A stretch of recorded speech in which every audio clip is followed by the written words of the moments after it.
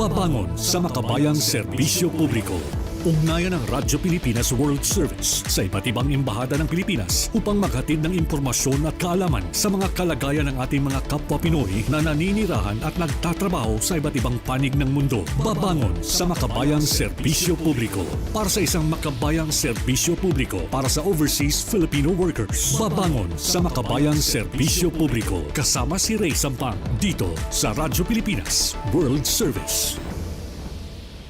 Muli po isang mapagpalang pagbati ngayong araw na ito. Welcome na naman po sa isa pang edisyon ng programang Babangon sa Makabayang Serbisyo Publiko dito pa rin sa inyong himpilang Radyo Pilipinas World Service.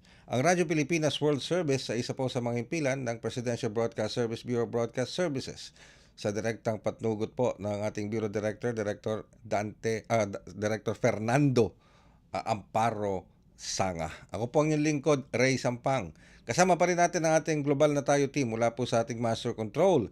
Kapiling natin of course si Ms. Susan Aizon at si Mr. Milo Janela. Sa ating Wirecast, si Justin. And of course ang ating executive producer, walang iba kundi si Ms. Stephanie Vicente.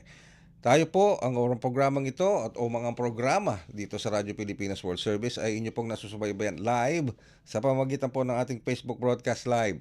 Sa inyo pong mga Facebook browser, type lamang Radyo Pilipinas World Service. Ganyan din po sa ating YouTube channel. Sa inyong YouTube browser, type lamang Radyo Pilipinas World Service.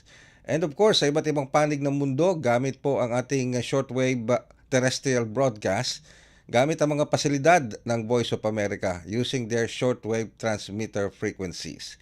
Kaya yan po ang iba't ibang pamamaraan para po nyo masubaybayan ang ating mga programa dito sa Radyo Pilipinas World Service. Ayan. Handa na ba kayo sa isa pang edisyon ng ating programang Global na Tayo? Programang Babangon sa Makabayang Serbisyo Publiko. Muli tayo makikipag-ugnayan sa ating mga Philippine Embassy, sa ating mga pasuguan. Muli tayong babalik sa Middle East, and this time around, makakasama po natin muli ang ating Philippine Ambassador to Kuwait. Walang iba kundi si His Excellency Jose A. Cabrera, ang ating Philippine Ambassador to Kuwait. Magandang araw po, Ambassador, Your Excellency Jose A. Cabrera III. Good day po. Magandang araw po sa inyo, Mr. Sampang, at sa lahat ng mga inyong panauhin. Thank you very much po, Your Excellency, sa pagpapaunlak po niyo muli dito sa ating programang Babangon sa Makabayang Serbisyo Publiko. Pero bago po ako magpatuloy, tanong ko lang po, ano na hubang oras ngayon dyan sa Kuwait? 10:35 ng umaga po. 5 hours po. 5 oras ang time difference natin sa Manila. Oh, okay. See. Alright. Ambassador, matanong lang po na nag-coordinate po kami muli sa inyong pasuguan sa ating embahada dyan upang malaman ng current situation or updates ng kalalagayan ng ating mga overseas Filipinos or Filipinos working and living in Kuwait. Ano po ba ang pinakabagong sitwasyon sa mga Pilipino natin dyan sa Kuwait sa gitna ng may umiiral pa rin na tensyon dyan po sa Middle East, Your Excellency? Opo. Ngayon po, siguro alam naman po natin lahat na ngayon ay meron pong ceasefire.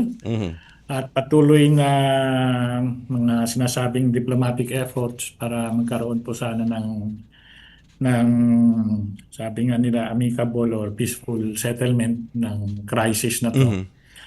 Ganun pa man, mga Pilipino natin dito sa Kuwait ay nananatiling ligtas, nasa mabuting kalagayan naman sila. At ang sitwasyon ngayon ay patuloy pa rin po tayo sa ating mga sinasabi nating voluntary repatriation at financial assistance. Ito po ay para sa mga Pilipinong, yung iba po ay nawalan ng trabaho, dala po ng crisis na to, nagsara po yung mga kumpanya nila, o di ka nagbawas ng tao. At meron din po yung mga sinasabing natapos na yung kontrata at kailangan umuwi at medyo na-stranded po dito sa Kuwait. So sa ngayon po, meron na po tayong 1,300 na Pilipino at yung iba kasama pamilya nila na napauwi na po natin. Naka-6 na batch na po tayo, no? Ang ano po dito ay dahil sarado po ang airspace sa Kuwait at yung airport. So lahat ng mga kababayan nating umuwi po ay dinadaan po natin sa Saudi Arabia. Okay. So from Damam, saka sila kumukuha ng flight patungo ng Pilipinas.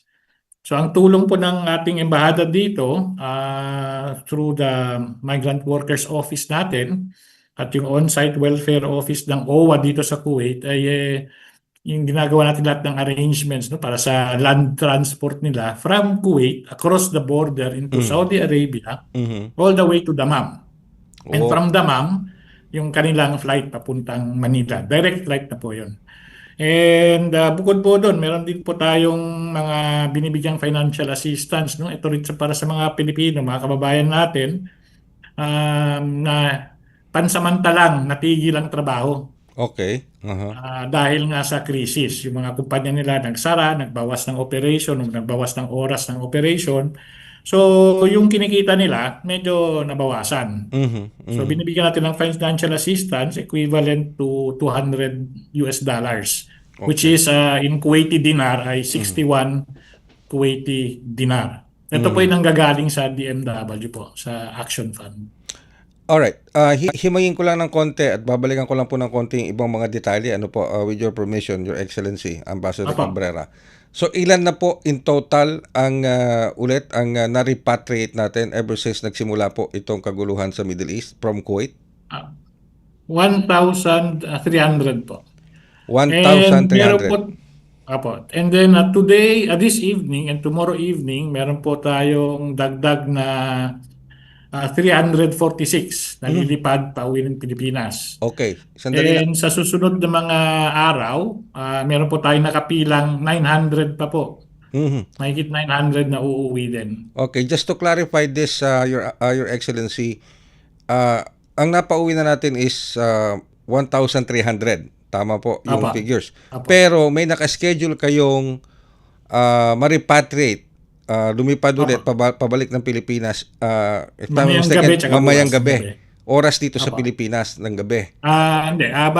Bale, madaling araw na po dyan. Pero gabi dito sa, Okay. dito sa Middle East. So ang alis nila sa Mamayang Kuwait is mamayang gabi. dito sa alas 9 ng gabi ang alis dito. Ang Opo. dating sa Pilipinas ay bandang hapon po. Oy, that's good news, ha? That's good news. Opo. So, bandang So, hapon bukas. tomorrow evening po, this evening and tomorrow evening. So, Okay. Friday, Thursday afternoon at Friday afternoon darating yung dalawang batch na yun. So consisting of 2 batches yan. Ilan po lahat Opo, yun? 2 Ilan po batches. lahat yun? Ilang heads yun? Ang ano po kasi dito, ang sitwasyon po, dahil although direct flight siya sa Pilipinas po, bukod sa mga nire-repatriate natin kasi, yung mga aeroplano, meron na rin sila mga ibang pasaherong nakabook. So, di natin magawa na Yeah. isakay lahat sa isang flight lang. Mhm. So, itong 346, hindi ko po, wala dito yung eksaktong numero, pero total to ng dalawang flight. Opo, total na to ng dalawang flight. At ito po, ito po, 150 po yata sa isang flight, yung mamayang gabi, tapos yung natitira, bukas ng gabi. alright. Dahil yung yung mga Pilipino po, itong mga airline na po ito, kumukuha rin po sila ng mga pasahero mula sa ibang bayan sa Middle East at as far as Europe po, Wow. United States na dumadaan. Malayo. Ba? Tapos minsan nga may mga araw hindi kayo makapagsakay dahil konti lang pong available na vacant seats. So talagang kailangan close coordination po sa airline para makakapagano tayo ng maramihan. Okay. So, alright. Ito pong mga kababayan natin na ito na marirepati, itong 2 batches na ito, are they yung tinatawag na exit visas na ba sila o talagang nagpa-repatriate na po sila sa kabila ng existing contract nila? Karamihan po dyan may exit visa na. Ito na po yung mga bumabalik na sinasabi nga. Yung iba, tapos na yung kontrata. Yung iba, nawalan ng trabaho.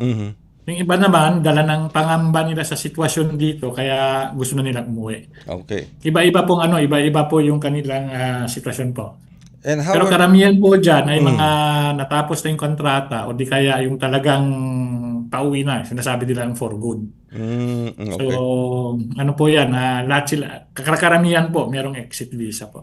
Alright, and how were they able to secure yung documents nila for repatriation? Paano po yung, kasi minsan may nagtatanong pa rin sa amin Your Excellency, Ambassador, kung paano daw makapag-avail ng repatriation. Mukhang yung iba pa natin mga kababayan, hindi lang sa Kuwait, kundi sa iba't ibang mga bansa dyan sa Middle East, nagtatanong pa rin sa amin kung ano ba ang basihan na pwedeng gamiting basihan para sila ma-repatriate. Can you please tell us kung ano po ba talaga ang kinakailangan maging basihan ng isang OFW, siya man ay pa-exit na o nasa kalagitnaan pa ng kontrata o talagang medyo natatakot na lang sa kalalagayan nila dyan sa seguridad, ano po ba talaga dapat ang basihan at ano po yung mga proseso na dapat niyang pagdaanan? Mm. Okay, ang karaniwan po, pinaka-basic document po na kailangan ng tao ay yung kanyang passport. Ngayon, kung ang tao ay sabihin natin na wala yung passport niya o di kaya expired na yung passport at kailangan ng bumiyahe, gumagawa po tayo ng tinatawag na travel document. Mhm, mhm, Okay? Tapos, ito po ay dadaan sa immigration ng Kuwait para makuha yung kanilang exit visa. mhm, Yung exit visa po, mag-i-issue po niyan yung immigration authorities ng Kuwait. mhm, At the same time po, dahil nga tatawid po sila sa papasok sila ng Saudi Arabia dahil ang flight kasi sa Dammam eh. Nilalakad din po natin, we make representations with the Ministry of Foreign Affairs ng Saudi Arabia mhm, mhm, through mhm, our embassy in Riyadh para mhm, mabigyan ng sinasabing emergency exit visa itong mga kababayan natin sa Kuwait. mhm, Okay, okay. so pag nakuha na po yung emergency exit visa, saka po natin kinahatid. Binubook yung flight at hinahatid na sila sa Dammam. Okay. Basically, yun lang naman po. Passport, yung exit visa, yung transit visa or emergency visa sa Riyadh, sa Saudi Arabia, at yung ticket po nila. Ngayon Mm, po, sa mga kababayan natin, sa Kuwait man o sa ibang bansa, kung kung ang issue ay tungkol sa mga documentation, dokumentong kailangan, pwede nila po kaming lapitan anytime, no? Either pumunta sila or tumawag po or mag-email. At inaano naman po natin dyan. Tinutulungan natin sila, lahat sila. alright. Now, Ambassador, balikan ko lang yung nabanggit nyo kanina na financially tumutulong kayo dito sa ating mga Apo. kababayang naapektuhan ng yung giyera sa Middle East sa pagitan ng US at ng Iran, lalo na yung mga nawalan ng trabaho, by providing or giving them $200. Tama po ba, Apo. Your Excellency? Yung katumbas po nun sa Kuwaiti dinar, which is Okay. sa 61 Kuwaiti dinar po. So, paano po yan? Paano po nyo ibinabahagi yan? Is there any requirements required para po mabigyan niya? May mga dokumento po bang kailangan ipresenta? Meron po, kailangan po yung may certificate. Bukod po sa bukod po sa sinasabing kontrata, pati yung yung may certification po sa employer na sila ay natigil sa trabaho o na wala na sa trabaho. Okay. So, alright. So, 200 cash po yun na binibigay sa kanila. Cash po, opo. Hindi in dollars pa, in Kuwaiti dinar na In po Kuwaiti binibigay. dinars. Pero equivalent to $200. Equivalent to 200 po. Saan po, sabi nyo sa DMW po ang source ng funds nun, Ambassador? Apo, DMW po. Meron pong tinatawag na Action Fund na nasa pamamahala po ng DMW. Doon po nang gagaling. Mhm, okay.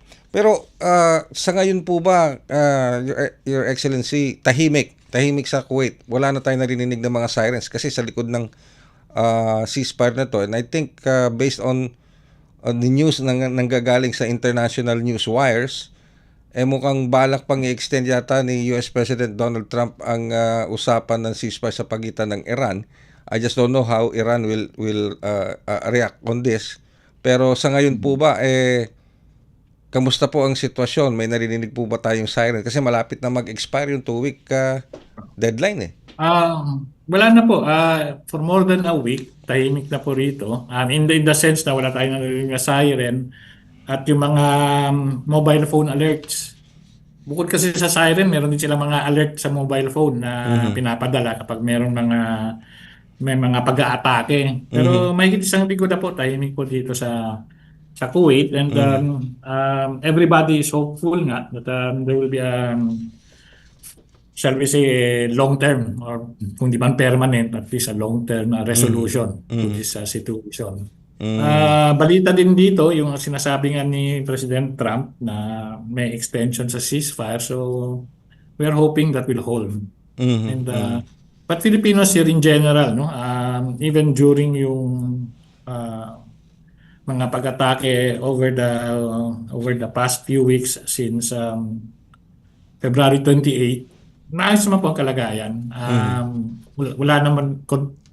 Wala naman masyadong, I mean, Kuwait has mounted a very good defense. Maganda po yung Okay. kanilang Mhm. depensa. Mhm. So they were able to intercept most of the attacks. Mhm. Mhm. So yung mga casualties dito, actually, kukunti lang po compared to, I think, other countries. Mhm. At sa mga Pilipino nga, isa lang ang nagkaroon lang ng minor injuries nung tinamaan yung airport. Pero bukod doon, wala na po tayong wala na pong sabihin nga malaking shall we say, malaking problema. Okay. All right. Prices here are stable. Mhm. Electricity, water, yung supply niyan is also stable. And yung internet, yung Mhm. telephone, yung connections are also stable po. All So, right. Filipinos are parang for all intents and purposes, halos normal lang sitwasyon. All right. Nandun nga lang, of course, yung pangamba dahil kapag may mga atake noon yun, no? Kung may mga atake, siyempre kakabahin tayo. Although yung Mhm. mga targets naman are usually yung mga military facilities. Wala naman tayong mga Pilipino doon, masyado. Okay. All right. Your Excellency, I hope you can permit me to read some of ang daming mga ano dito. Marami nakatutok sa atin sa programa natin ito, sa Opo. edisyong ito ng ating programa. Ano po, Your Excellency, marami nanonood at Opo. nakikinig Yes, sa please atin. po. Please. All right. For this one, si Miss Lisbeth Baldrias, sabi niya, mahigit 2 weeks na po nakapag-apply ng repatriation, sir. Wala pa pong tawag. Ano po ang masasabi natin dito, Your Excellency? Po, hindi ko alam yung case ni Miss Lilibet. Lilibet nga ba? Um, Lisette. Mhm. Lisette, oo. Mhm. Katulad ng sabi ko, meron pa po tayong 900 na katakdang uuwi sa mga susunod na araw. Mhm. Mhm.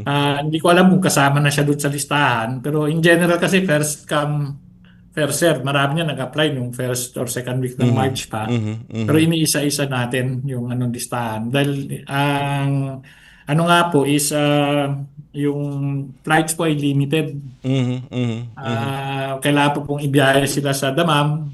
Tapos hanapan sila ng seats sa mga flights papuntang Manila. Mhm. Mhm. So, di naman po pagka-apply agad-agad po na Yes. Aha. syempre uunahin natin yung yung mga nasa unahan. Aha. Aha. Yung mga nauna So, nag-apply. Okay. Apo. Eventually po, darating tayo dyan. Mhm. Kung nakikinig po si Lisette, konting pasensya lang po. Mhm. Darating din po tayo dyan. Alright. And of course, itong si Estopas, tama ba ito? Estopase Lane, okay? Ano to? Kami nga na hingi DMW Action Fund. Marami raw pinipilapan. Pero sa sa OWA to, hindi ito sa Philippine Embassy. Kasi pag ang action fund na pinag-uusapan, Ambassador, that is under the jurisdiction of DMW. Mhm. Apa. Okay. Alright. Ayan yung pararating natin is Laylane, yung concern mo sa DMW. Mapaparating naman natin yan sa DMW. And of course, hello din kay Josephine Robles watching from Kuwait. Si Josephine Robles nakikinig, nanonood sa atin ngayon. Si Jimina Duatin Mondola. Ayan, nanonood din sa atin, Your Excellency, Your Ambassador. At of course, alright. Sige. Si Sally Liad watching din from nanonood din sa atin. God bless daw po, sabi ni palakasan ng mga Kristiyano. Ayan. Kay Lindy Personila ng Luzon watching from Kuwait, stable po lahat dito. Ayan, okay. Thank you sa Kuwait government and also sa Philippine Embassy in Kuwait. Thank you din daw po, Ambassador, sabi ni Lindy Personila ng Luzon. Ito namang isa si Joanna Bolaño. Ako po April 7 nag-apply repatriation, di pa din po ako natatawagan. I hope next batch kasama na po ako. Ayan. Can we say that, Ambassador, na by next batch kasama na si Joanna Bolaño, kasama ng iba pa, dahil meron pa tayong mga batches na sunod-sunod Ambassador? Kung I think, no, well, unang-una po, batiin ko lang po yung mga kababayan natin, yung mga nandito sa Kuwait na nag-ano po dyan. Magandang umaga po sa inyong lahat, mga kabayan. Ang ano po, no, usually po, kapag natawagan na po kayo, doon na po mag-uumpisa na magkakaroon kayo ng schedule, no? Hindi pa agad-agad yan dahil maghahanap, ayusin pa yung visa nyo, tapos, saka pa pwedeng i-book yung Mhm. inyong flight. No? Mhm. Pero kung hindi pa po kayo natatawagan, sabi ko nga, konting tiis lang po, darating po tayo dyan. Dahil kapag April 7 yan, baka may mga nauna pa po, mga Mhm. nauna pang Mhm. nag-file, Mhm. baka sila pa yung inaayos. Pero sa ngayon nga, for the next week or so, for the next few days, meron pa po tayong 900 Mhm. na bibiyahe. Mhm. Pero even as we are making arrangements para sa pagbiyahe ng mga itong 900 na to, patuloy pa rin po natin inaayos yung mga papeles para dun sa mga sumusunod pa po. Alright. Ito pang So ano po yan? Tuloy-tuloy po yung proseso. Alright. Ito pang isa, Ambassador, mula kay Edgardo Ed. Sir, kailan po ang susunod na flight? Ang visa ko po ay hanggang May 15 na lang. Paano po ang mangyayari kung abutin ng expiration ang visa? Okay, yung sa Kuwait po siya, yung kung May 15 na, hindi, I think before May 15, kung nag-apply na po siya for voluntary repatriation, maano na po yan, makakalipad na po yan before May 15. Mhm. Pero Mhm. ito rin po ang isang development. Ang Kuwait po ay in-extend po lahat ng mga visa na mag-expire, no? Okay. Or Mhm. nag-expire ay Mhm. extended hanggang I think katapusan ng Mayo. Mhm. Alright. Pero Okay. wag sila mag-alala kung sila ay nakapag ano na po, nakapag file na po ng ano ng application for voluntary repatriation po ay maano rin po yan, maayos.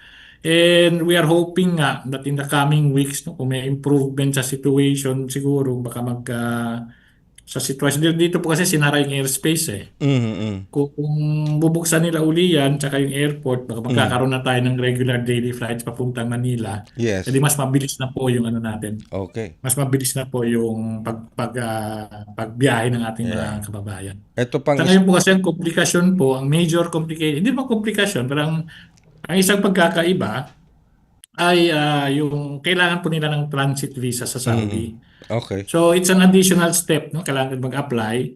Pero napapasalamat nga rin po tayo sa gobyerno ng Saudi Arabia dahil kahit papaano po they do their best and they're quite efficient in processing itong transit visa. Alright. But it is an additional step, no? Okay.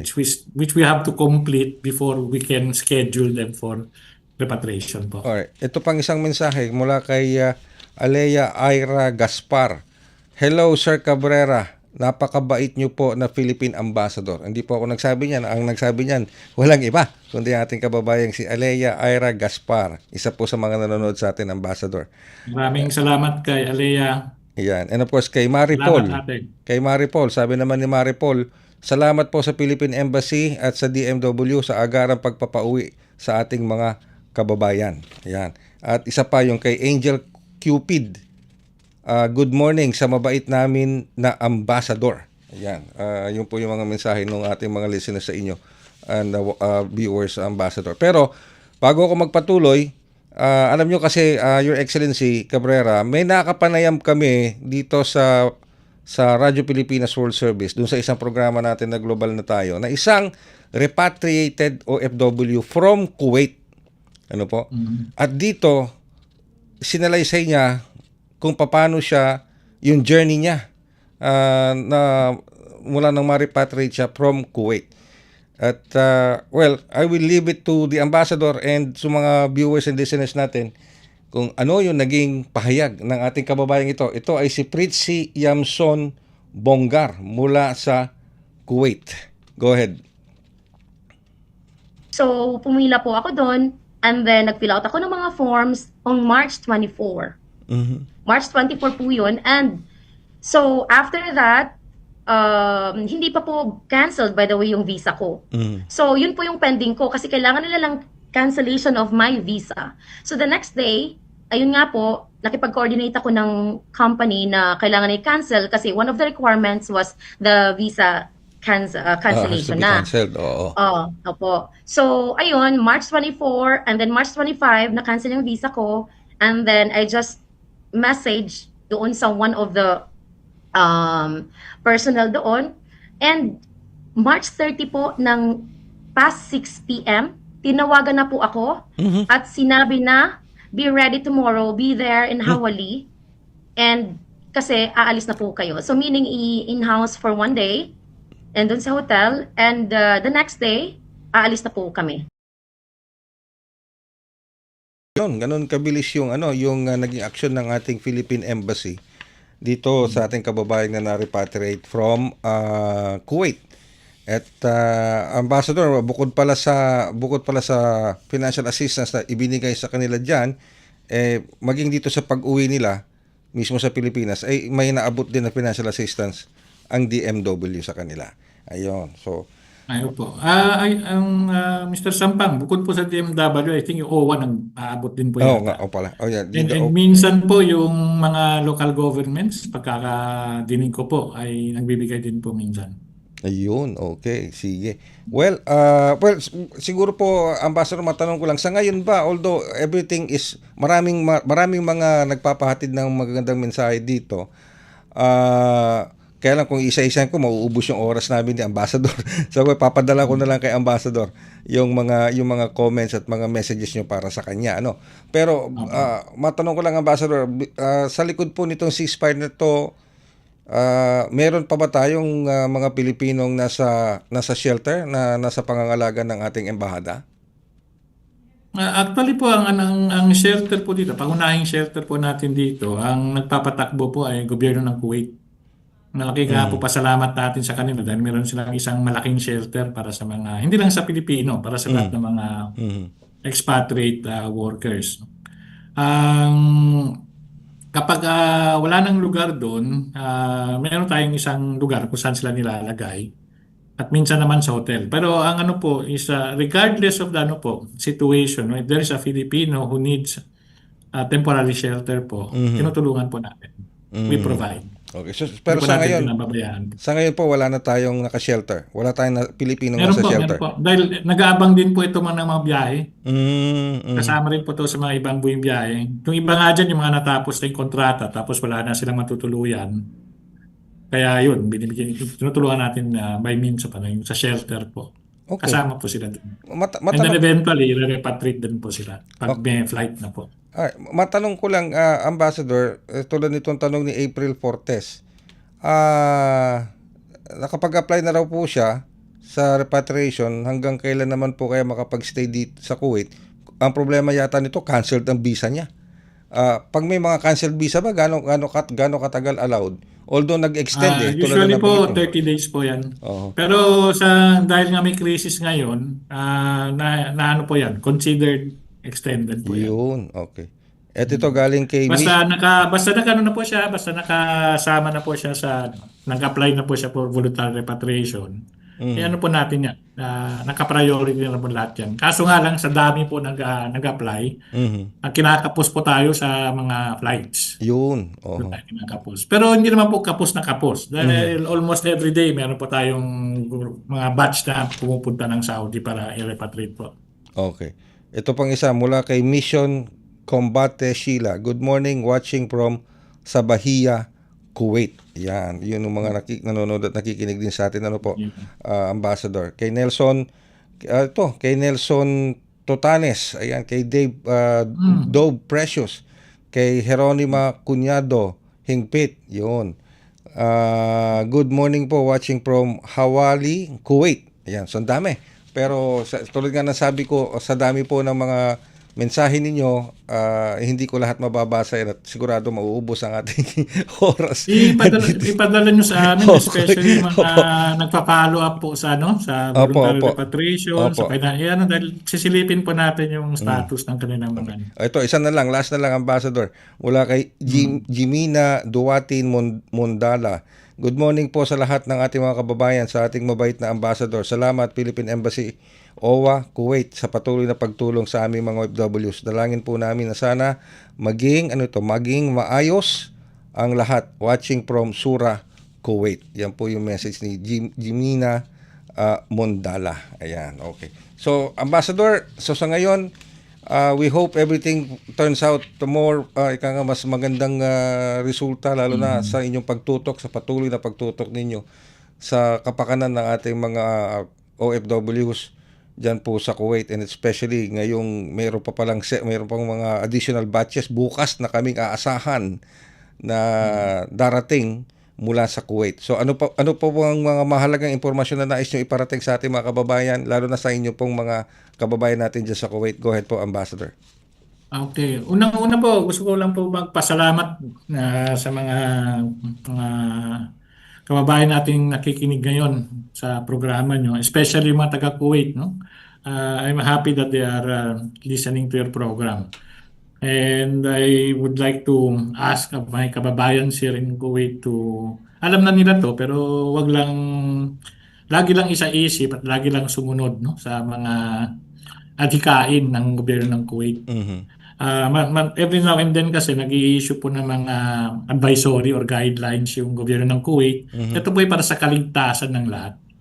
And I'm happy to inform you, Mr. Sampang, na our Filipinos in Kuwait have been very, very cooperative with the authorities. So on that note, I would also like to express yung ating pagsasalamat sa gobyerno ng Kuwait sa kabila ng krisis na to, na gawa nila ng lahat ng paraan, ginawa nila lahat ng paraan para manatiling ligtas mga tao dito sa Kuwait. Hindi dito nagkaroon ng gulo, hindi dito nagkaroon ng sinasabing pagkukulang ng pagkain, hindi dito nagkaroon ng pagkukulang problema sa kuryente at sa tubig, at lahat ng Pilipino dito ay nanatiling ligtas. So, ang ano ko lang po sa mga kababayan is tayo, no? Magpasalamat po tayo sa nagkapal, no? na nasa magandang kalagayan tayo ngayon, at yun nga, tulong-tulong siguro, sabay-sabay, pagdasal po natin na itong sitwasyon na to ay malulutas na sooner, as soon as possible. At para sa inyo rin, Mr. Sapang, maraming salamat po for giving us this opportunity to join your program. And kung may mga po diyan, mga request, mga reklamo, mga kailangan ng tulong po, do not hesitate po. Alam niyo yung sa inyo yung contact information namin. Padala niyo lang po sa amin anytime po. Alright. So ang maganda pa dito, Ambassador, yung mga nagsasabing nag-aantay, naghihintay pa rin para sa i-check natin kung anong status ng yes, nila. Kasi meron pa tayong mga batches na susunod. Baka kasama na po kayo doon, yung sa mga nagtatanong na yan. So all they have to do. Gusto ko rin po, Mr. Sapa, gusto ko rin hindi to patuloy-tuloy po to. Hindi po ito kumbaga isang flight, dalawa. Wala pong yan. For as long as sabi nga the need is there, patuloy po yung ating voluntary repatriation po. Hindi po titigil yan. Alright.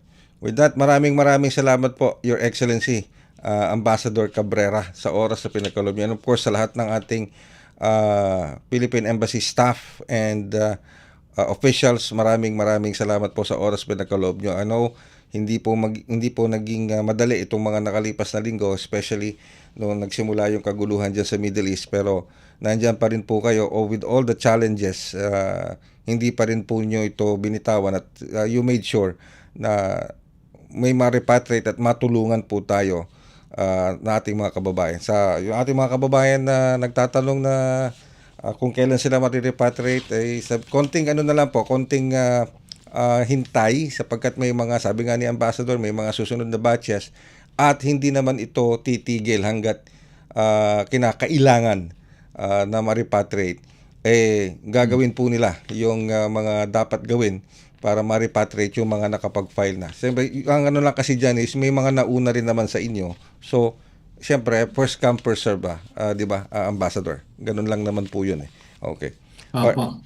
So maraming salamat po, Mr. Ray Sampang, at mabuhay po kayo, at mabuhay ang Radyo Pilipinas World Service po. Thank you very much. Thank you very much. Ang ating pong Philippine Ambassador to Kuwait, His Excellency Jose A. Cabrera III. Yan, doon po sa mga nagpadala ng kanilang mga mensahe, pasensya na po yung mga hindi ko nabasa. Alam ko may mga concerns pa rin doon sa iba. Ayan nyo po, ipaparating namin yan. Namin step sa ating Philippine Embassy sa Kuwait, sa mismong opisina ni Ambassador Cabrera, at we'll make sure na mababasa po niya at makakarating sa kanya. Pasensya na po doon sa mga hindi ko nabasa.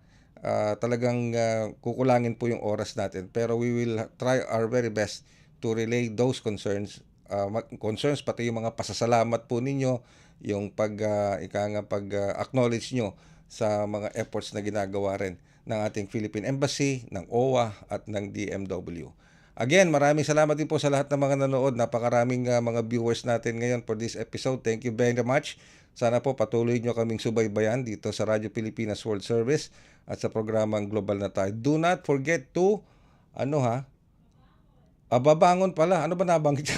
Babangon sa Makabayan Serbisyo Publiko. Pero huwag nyo nang kalimutan yung ibang programa namin dito. Di ba? Yung mga kababayan natin sa Kuwait. Yan. Samantalahin ko na yung pagkakataon. May mga programa po kami dito. Meron tayong English programs. Meron tayong Filipino programs. No? Yung may Dateline Malacanang tayo. Meron tayong meron pa tayong front and center. Masama ang loob ni Step kasi mawawala si Jerome Anyway, may front and center tayo, may Dateline in review sa Filipino service, napakarami. Meron nga po tayo, yung global na tayo, na parang katandem ngayon ng babangon sa Makabayang Serbisyo Publiko, which is this program. Tapos may Ang Pilipinas tayo. And then meron din tayong usap-usapan, meron din tayong Warm Heart, meron tayong bagong mga programa, yung Housing Rights with HSAC. Maganda po 'yun, yung Housing Rights with HSAC. Para po sa mga overseas Filipino workers 'yon na gustong bumili ng tahanan, bahay at lupa, na gusto nyo makasiguro yung mga legal na mga basihan.